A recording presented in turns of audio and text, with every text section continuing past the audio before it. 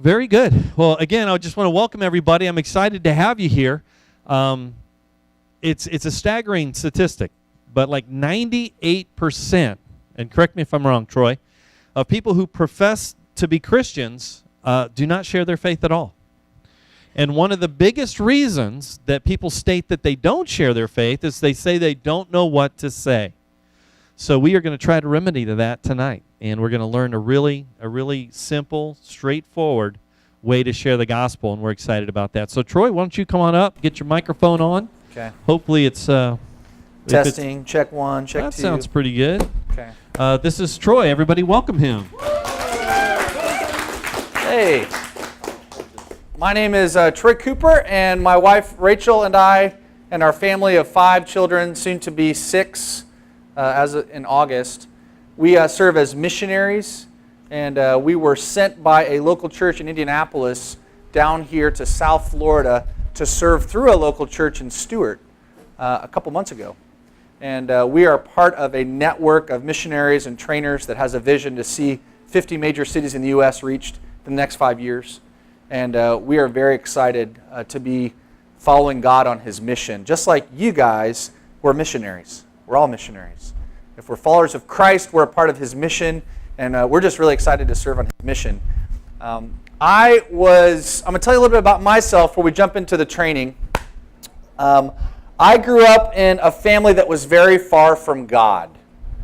Both sides of my family, both my mom and my dad's side, were very far from God.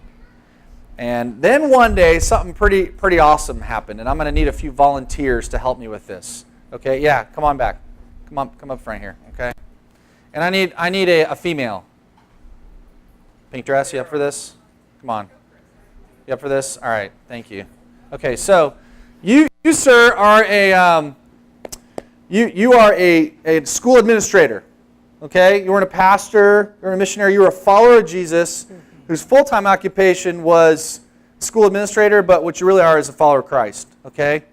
And so one day, this man who was just a school administrator shared the gospel with his neighbor who happened to be a relative of mine. Okay, that's you. All right? You're representing that. And my Aunt Alana. All right, so say hi, Delana. Okay? And Aunt Alana responded in faith and came to know Jesus Christ. Praise the Lord. And then she led my Uncle Bob to faith. And then they started pursuing the other members of the family. So just imagine, you got Uncle Bob right here. Okay, hey Uncle Bob, great, all right, it's awesome. And so then they started going after my dad's sister, my Aunt Carol. And would you mind serving as Aunt Carol? You look like a great Aunt Carol, okay. So, hi Aunt Carol.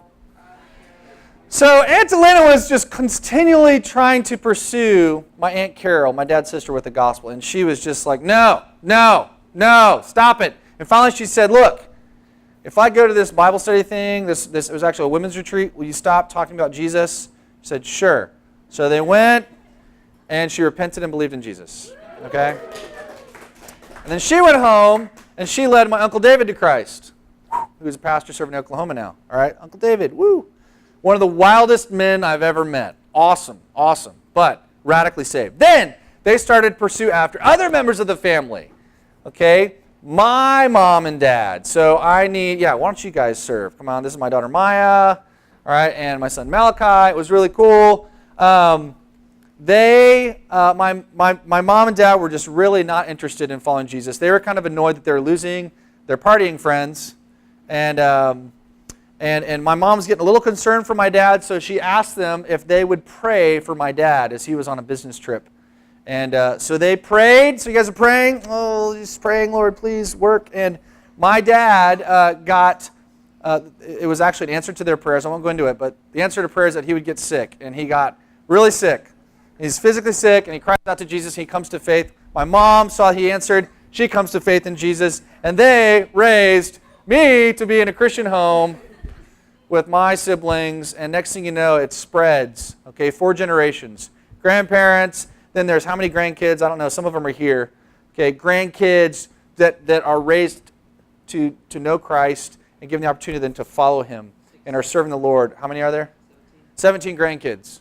Okay, that have impacted. I mean, we're talking have been missionaries to different parts of the world. All because, and it goes back to this guy here who shared the gospel with his neighbor. All right. Now, you know who did this? Jesus. Okay?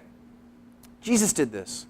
But he uses his followers who are willing to let him use them. And then he takes it and boom. This is what we call multiplication of disciples. Homes radically changed. And now here we are, I don't know, some 30 plus years later, and there are entire communities and nations that God has impacted with the gospel because God used this man here to share the gospel with a neighbor. All right? Praise the Lord, huh? All right, you guys can have a seat. Thank you. Give him a hand. Okay.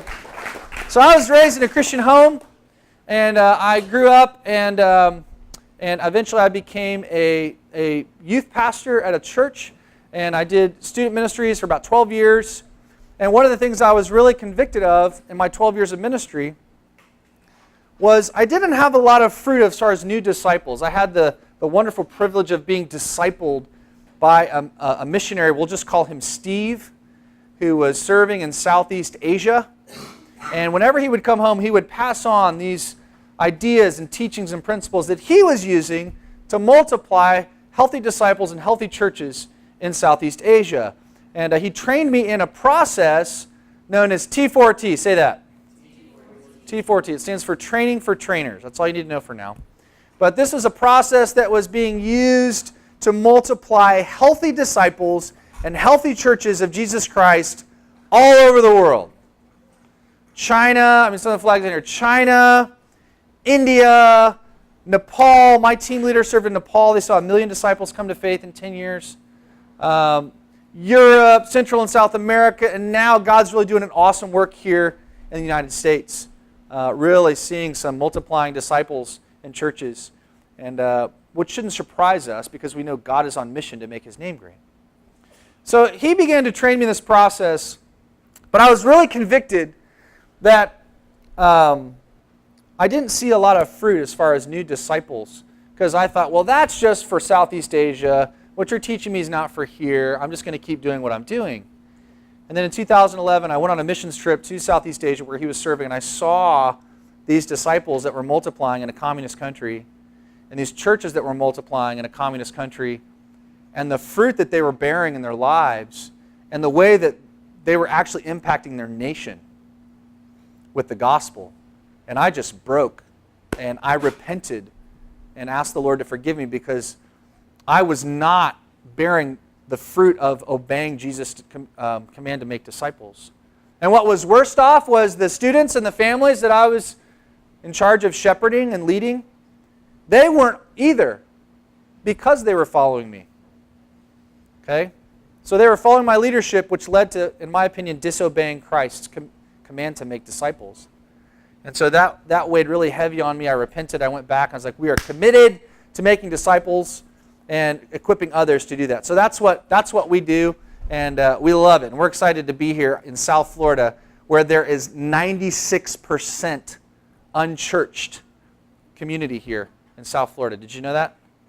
96% unchurched.